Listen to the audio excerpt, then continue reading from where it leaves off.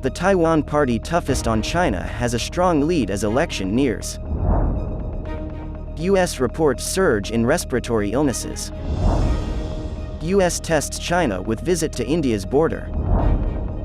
Vietnam president calls for deeper security ties in Japan speech. Walmart shifts to India while cutting China imports. EU court says public employees may be barred from wearing head scarves. Indian official directed Sikh separatists' assassination plot in US. Philippines to block access to world's largest crypto exchange.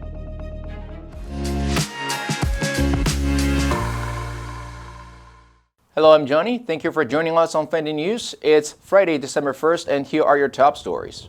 The Washington Post reported that China's hopes for political turnover in Taiwan towards a government more favorable to Beijing appear likely to be unlikely, with the independence-leaning Democratic Progressive Party on course to secure an unprecedented third term.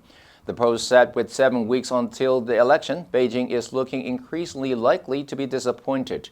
The Democratic Progressive Party's candidate, current Vice President Lai Ching-te, is the clear front-runner, consistently leading in the opinion polls. The Washington Post said, in the past, Beijing has ramped up military intimidation toward Taiwan before and after the vote, to signal readiness to use force if Taipei refuses to submit to Chinese Communist Party rule indefinitely. This time the presidential races come as Chinese military planes and ships have surrounded the island so frequently and in such large numbers over the past 15 months that U.S. officials warn of miscalculations, spiraling into accidental conflict. Respiratory illnesses are rapidly rising across the U.S. Health experts are concerned by the surge in reports of respiratory illnesses across America as a flu-like sickness is spreading rapidly in Chinese hospitals. American hospitals are already seeing an unexpected rise in patients with respiratory infections. Emergency rooms, largely in the south of the country, are seeing large numbers of admissions of patients with respiratory illnesses. The illnesses include flu, COVID-19, RSV, and the common cold. It is normal for cases in the U.S. to spike in the south before they move northwards. Health officials urge people to stay up to date with vaccinations. The World Health Organization is now reviewing China, where the origin of the mystery respiratory illness, which appears to mostly impact children, is not yet known. The WHO does not believe the spike in respiratory illnesses suggests a global outbreak of illness. The reported cases in the U.S. are also largely diagnosed as COVID-19 or flu. U.S. Ambassador to India Eric Garcetti visited the state of Arunachal Pradesh lately in a move likely to provoke a strong response from China. China claims Arunachal Pradesh as South Tibet. Ambassador Garcetti's first visit to Arunachal Pradesh was enthusiastically shared on Indian social media. According to the U.S. News, during recent border clashes between China and India, the U.S. has provided New Delhi with intelligence to thwart Beijing's ingress in Arunachal Pradesh. China has yet to officially respond to Garcetti's latest visit. In the past, China had strongly criticized U.S. diplomatic visits. After former Ambassador Richard Verma's 2016 visit to Arunachal Pradesh, it said, U.S. interference will only make the dispute more complicated, disturb peace and tranquility of border areas and sabotage peaceful development of the region. During his stay, Garcetti visited the Hump World War II Museum, a significant site housing the remains of an American aircraft that crashed in Arunachal Pradesh during World War II. Vietnamese President Vo Van Thuong said during an address to Japan's parliament on Wednesday that Vietnam and Japan should work together on maritime security and other areas as part of a joint vision for defense cooperation over the next decade. Thuong, whose speech noted 50 years of diplomatic relations between the countries, said Japan was Vietnam's most important partner and stressed the need for political trust building and cooperation in clean energy. President Vo said a focus on maritime security is necessary to respond to non-traditional security challenges, adding that Vietnam supports Japan playing a more important and active role in the Indo-Pacific and Asia-Pacific. Nikkei Asia reported Vo met with Japanese Prime Minister Fumio Kishida on Monday. To strengthen cooperation in maritime security, the two countries will discuss using Japan's Official Security Assistance Program, which provides defense equipment to countries with shared values.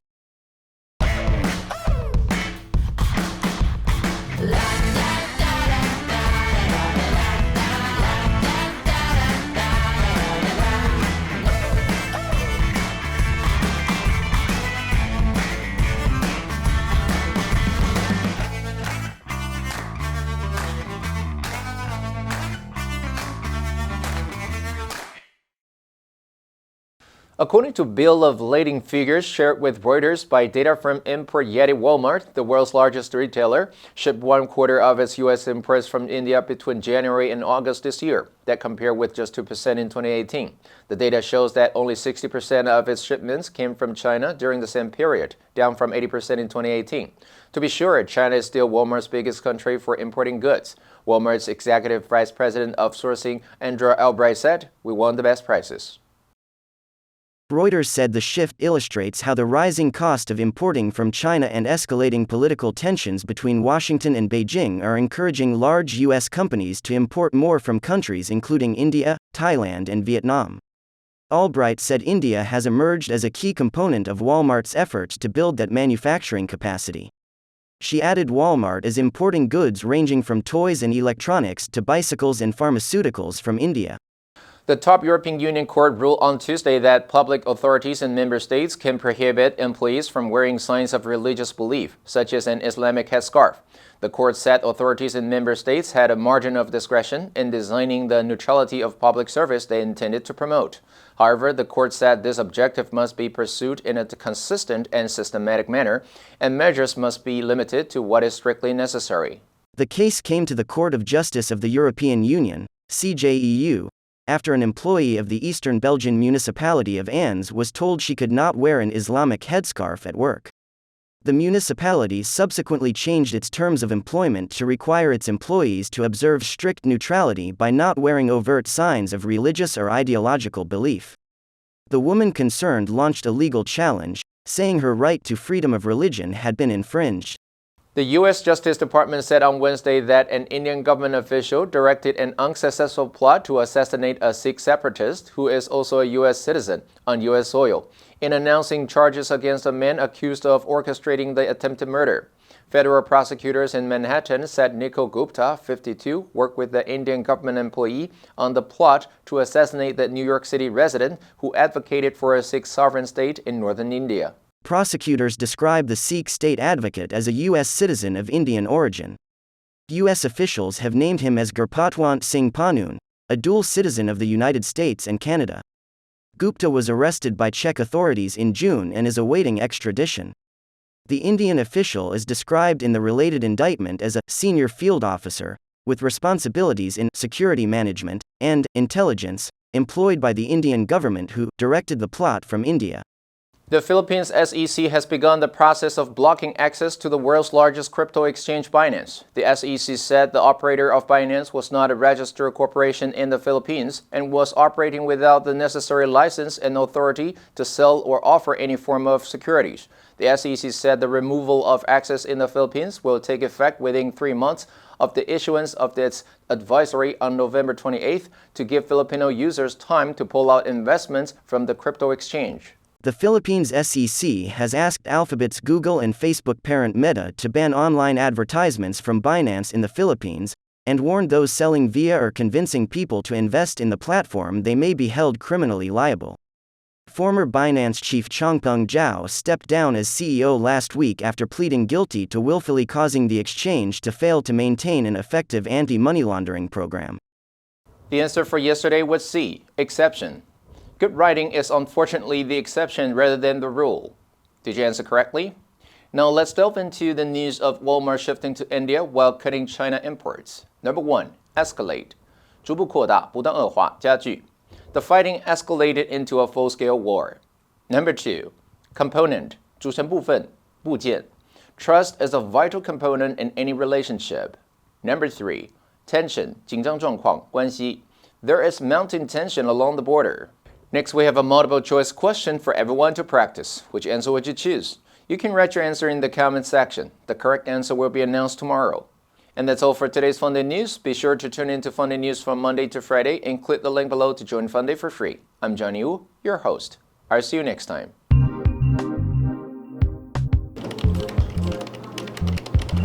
这次加薪的幅度呢，我认为会是落在10%到15%这样的一个区间。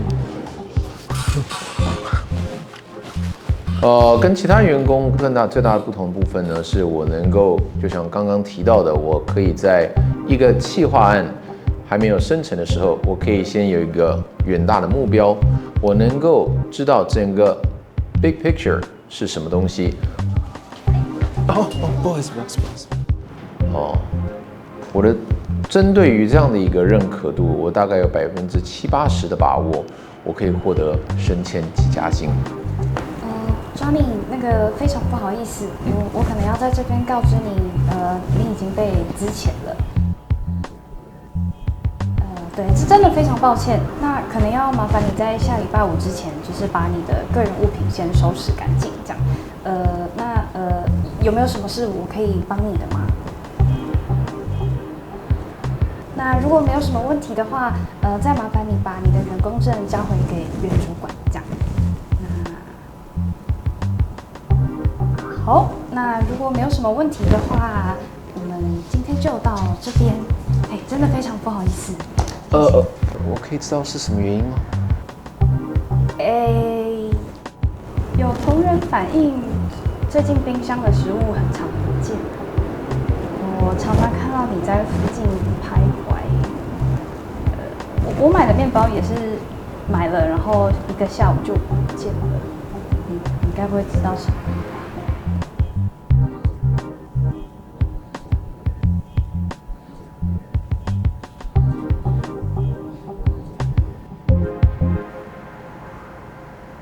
我不知道。What we do, master your English and become irreplaceable in the workplace. Join Funday now. No matter your English level, we can help you elevate your competitiveness. Funday.